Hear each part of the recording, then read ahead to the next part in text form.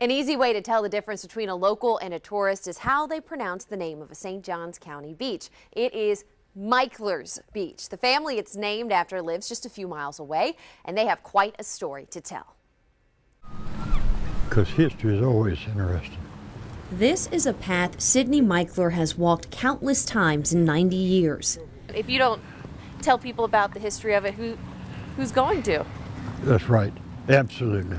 But let me tell you, walking with him is like getting a window into history. His father, also named Sydney, built the original Mickler's Pier. That first post between that, all the way out, straight out. 600 feet long, Sydney was just 10 at the time and helped his father build it. With hand tools and one gasoline engine that pumped water to jet the palm trees used as pilings. Build the bottom, bring the derrick out on top of that. He painted this Tie it down. From memory. Chain it down. Well, it turned out good, and it lasted for years. But the name stems from Sydney's great-grandfather, Jacob Mickler, who rode into the area and settled around 1825, believed to be in the area around Mickler's Road. The family stayed and grew. Sydney was raised in a home with no electricity, 10 brothers and sisters, but says his family, and especially his father, was one of his life's greatest blessings. He was a hard-working man. He had to be. Imagine building this with just hand tools. And Sydney's got the good stories, the kind you can't find in history books. Like the time during Prohibition, the Coast Guard almost caught the sailboat that was delivering rum to Palm Valley. They started throwing the rum overboard to lighten the load. The next 2 or 3 weeks, hardly any of the young men in Palm Valley area showed up for work. They was all out diving for that rum. Over the years, he has humbly watched the developments at Mickler's Beach grow.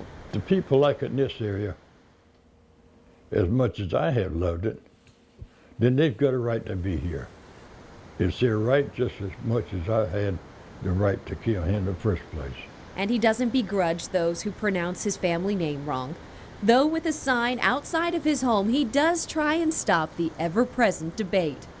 He's proud of his family name and the legacy, and still takes occasional walks on the sand his ancestors have walked on. I would have never thought this far away from all the houses, people would be out here in nowhere, you know. And here they are, look at them. With 5 children of his own, grandchildren, now great-grandchildren like little Daniel here, he is proud and humbled to see his family continue to grow and cherish their long history here at Mickler's Beach. He is so interesting to talk to and so kind. He told me he wants his family legacy to be that of decent people who treated others as they would treat themselves. He also wrote a book about growing up there before all of the development came in. It is called As I Remember It, authored by him, Sydney Mickler. So if you want to read more about the history and all those great stories of our area, he wrote a book. Yeah, it's so interesting that he said he doesn't get upset about people mispronouncing that last name, but those locals, they do get upset. Yes, he's very humble about it. And his family said, he doesn't correct people. Yeah. He's very humble, but you'll find other people in that area will definitely correct you if you say it wrong. So this is just the beginning of Namesakes. What else? What else we got going this week? Tomorrow we're doing the Acosta Bridge. Fascinating. You would not believe how much St. Elmo Chick Acosta, how much he did for Jacksonville outside of just, the bridge being named for him. We're going to school. Ring the school bell. Let's learn something this week. Thank you, Katie. Thanks, Katie. Your time now is 6:37.